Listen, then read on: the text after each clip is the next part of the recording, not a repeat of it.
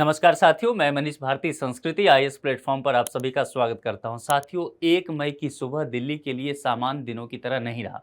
मैं ऐसा क्यों कह रहा हूं? क्योंकि दिल्ली के विभिन्न स्कूल में सुबह के 7 बजे से एक ईमेल मिलना शुरू हो गया और इसमें कहा गया कि स्कूल में बम रखा गया है। यानी कि आप ये समझ सकते हैं कि हजारों बच्चों की जिंदगी जो है वह खतरे में पड़ गई।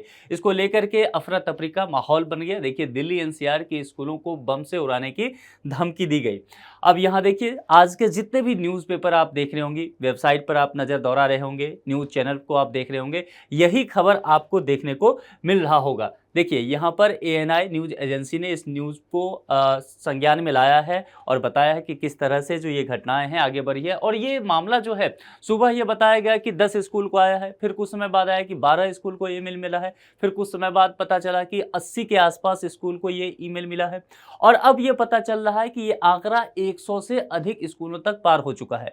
दिल्ली के विभिन्न कोनों के और बहुत बड़े-बड़े स्कूलों को ईमेल भेजा जा रहा है और तकरीबन एक जैसा ही ईमेल भेजा गया है कि स्कूल में बम रखा गया है और एक तरह से कह सकते हैं कि ये धमकी दिया गया है विभिन्न स्कूलों को। देख सकते हैं किस तरह से, और इस बात को ध्यान में रखते हुए दिल्ली पुलिस ने तत्काल कार्रवाई शुरू कर दिया बम निरोधक दस्ता को लेकर के, और इसके अलावा दमकल गाड़ियों के साथ साथ चप्पे चप्पे पर तलाशी अभियान चलाया गया।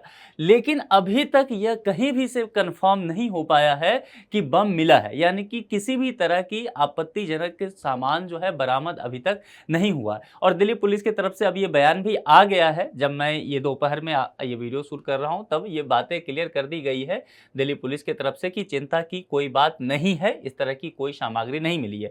सुबह जिस तरह से सूचना दिया गया था उसके बाद लगातार पेरेंट्स को यह सूचना दिया गया कि आप अपने बच्चे को स्कूल से लेकर के चले जाएं।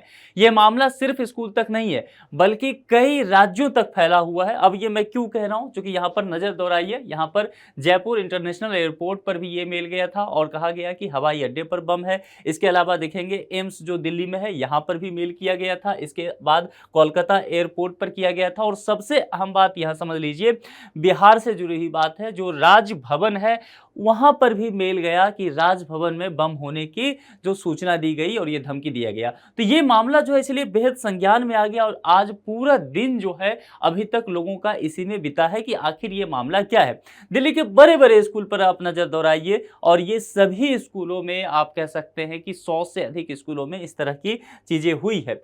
अब इसको ध्यान में रखते हुए जो है अभी बच्चों को स्कूल से ले जाया गया है, जितनी भी कक्षाएं थी वह रद्द कर दिया गया था। आप जानते हैं अभी बहुत सारे स्कूल में एग्जाम चल रहा है, इसीलिए इन सब चीज़ों को देखते हुए बच्चों का परीक्षा जो है वह भी रद्द कर दिया गया है। अब यहाँ पर समझिए, ये जो सूचना दिया गया है बम होने की वह ईमेल के द्वारा दिया गया है और वीपीएन नेटवर्क का उपयोग करके दिया गया है। पुलिस इसकी जांच कर रही है, साइबर टीम इसकी जांच कर रही है। आईपी एड्रेस जो है वह ट्रैक करने की कोशिश किया जा रहा है और यह जांच की जाएगी। अगर पता चल जाता है तो निश्चित तौर पर फिर इस पर दिल्ली पुलिस जो है कार्रवाई करेगी। सरकार द्वारा जो सुरक्षा संबंधी कार्रवाई अभी फिलहाल किया गया उसमें 2-3 काम किया गया कि जिन जिन स्कूल में मेल आया था बम होने की बात कही गई थी उन सभी स्कूल में छुट्टी दिया गया। जहां पर क्लासेस चल रहे थे उसको तुरंत बंद कर दिया गया। जहां पर एग्जाम हो रहा था एग्जाम भी कैंसिल करा दिया गया। इसके अलावा सुरक्षा को ध्यान में रखते हुए दिल्ली के जितने भी स्कूल हैं सभी को बंद कर दिया गया है और पेरेंट्स से कहा गया है कि बच्चे को आप घर वापस ले जाइए या स्कूल खुद भी व्यवस्था करके बच्चों को वापस घर तक भेज रही है। यहाँ पर एक काम देखना होगा कि दिल्ली पुलिस की तत्परता बहुत ज़्यादा रही है और दिल्ली पुलिस तुरंत इस मामले की जांच के लिए अलग अलग स्कूल में पहुंच चुकी है। लेकिन जो मैंने कहा कि कोई भी जानकारी अभी तक इस तरह का चीज़ें नहीं मिला है। यह 1 मई की हम बात कर रहे हैं, लेकिन क्या इससे पहले इस तरह की घटना हुई है? हाँ, बिल्कुल हुआ है। ये पहली बार इस तरह का घटना नहीं हुआ है। इससे पहले भी यानी कि बीते दिन ही 30 अप्रैल को भी इस तरह के मेल आए थे और 30 अप्रैल को जो मेल आया था चाचा नेहरू अस्पताल जो कि दिल्ली में ही मौजूद है और इसके अलावा 100 से अधिक गवर्नमेंट इंस्टीट्यूट को ऐसा मेल आया था। यानी कि समझ लीजिए, कल जो ये मेल आया था वह तकरीबन 100 से अधिक गवर्नमेंट स्कूल का और हॉस्पिटल को मेल आया था और आज सभी स्कूल को आ रहा है। अब एक बात यहाँ ध्यान देना होगा कि मान लीजिए अभी स्कूल में था तो आप ये कह सकते हैं कि बच्चों को घर वापस भेज दिया गया, एग्जाम कैंसिल करा दिया गया। लेकिन अस्पताल में अगर इस तरह की स्थिति हो जाती है तब मरीजों को कहाँ रखा जाएगा? जिस मरीज को आईसीयू में रखा गया है उनको कहाँ शिफ्ट किया जाएगा? तो अफरा तफरी का माहौल होना निश्चित तौर पर यहाँ पर बन जाता है। यहाँ सरकार को भी ध्यान देना होगा कि सुरक्षा के पहले ही पूर्व ही इस तरह के इंतजाम करके रखने होंगे, क्योंकि लगातार ये चीजें देखी जा रही है। संभव है कि जिस स्कूल को मेल आया है और जहां पर ये बातें कही गई है, जिस गवर्नमेंट इंस्टीट्यूट में या जिस भी संगठन में मेल आया है कि यहाँ बम हो सकता है, संभव है कि उन जगहों पे ना होकर के किसी और जगह पे हो, क्योंकि ये समझा जाएगा कि पूरी सुरक्षा के इंतजाम जो है इन जगहों पर हो गया है जहां पर मेल आया है और बाकी जगह पे सुरक्षा नहीं है। तो इस लिहाज से भी समझना होगा, जो क्रिमिनल है उसके माइंड को डिकोड करना पड़ेगा। अब देखिए यहाँ पर कुछ गाइडलाइंस स्कूल को लेकर के दिया गया है कि आपको स्कूल में हर जगह सीसीटीवी कैमरा जो है वह इंस्टॉल करना पड़ेगा। उसके बाद रेगुलर सेफ्टी और सिक्योरिटी का ध्यान रखना पड़ेगा, ऑडिट कराना पड़ेगा। इसके अलावा जो आपके स्टाफ वगैरह हैं, जो जहां से आप सिक्योरिटी जिस एजेंसी से ले रहे हैं, लगातार उन्हें ट्रेनिंग देना पड़ेगा। ट्रेंड स्टाफ रखना है ताकि आपकी सिक्योरिटी जो है वह बेहतर हो सके। इसके अलावा और भी कई तरह की बातें की गई है कि सेफ्टी को लेकर के विभिन्न स्कूल को कुछ गाइडलाइंस दिए गए हैं सरकार के द्वारा और कहा गया है कि इस गाइडलाइंस को आपको फॉलो करना पड़ेगा।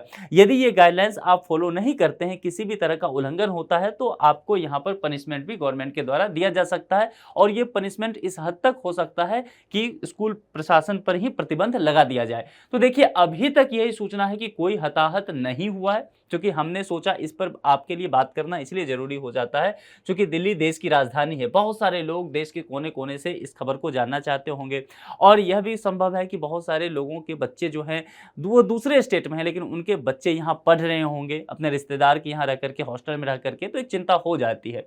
लेकिन ये अभी तक जो है ये मामला इतना ही पता चला है कि अफवाह है, इसमें जरा भी सच्चाई नहीं है और दिल्ली पुलिस जो है मुस्तैदी के साथ इस काम को कर रही है। चलिए एक प्रश्न देखते हैं प्रीलिम्स स्तर का। इंटेलिजेंस ब्यूरो आईबी से संबंधित निम्नलिखित कथनों में से असत्य कथन का चयन करना है, यानी कि जो गलत होगा। यह केंद्रीय वित्त मंत्रालय के अंतर्गत आंतरिक सुरक्षा एजेंसी है। इस एजेंसी की स्थापना वर्ष 1887 ईस्वी में की गई थी। इस एजेंसी को देश के भीतर सुरक्षा संबंधी मामलों की जांच करने का अधिकार प्राप्त है। इसका मुख्यालय नई दिल्ली में स्थित है। जो भी आपको असत्य कथन लगे, यानी कि गलत लगे, चार में से कोई एक गलत होगा, उसका चयन करके कमेंट बॉक्स में जरूर लिखिए। आप इस पूरे घटना पर क्या सोचते हैं? आपको क्या लगता है इसका समाधान क्या होना चाहिए? अभिभावक अपने बच्चों के लिए क्या करें इस स्थिति में और स्कूल को क्या गाइडलाइंस फॉलो करना चाहिए, किस तरह की व्यवस्था रखनी चाहिए? जो भी आपके विचार है कमेंट बॉक्स में जरूर लिख करके भेजिए। आपके विचार का हमें इंतजार रहेगा। इस लेक्चर में इतना ही। किसी दूसरे लेक्चर में किसी दूसरे मुद्दे के साथ मुलाकात होगी। अपना बेहद ख्याल रखिए। Thank you.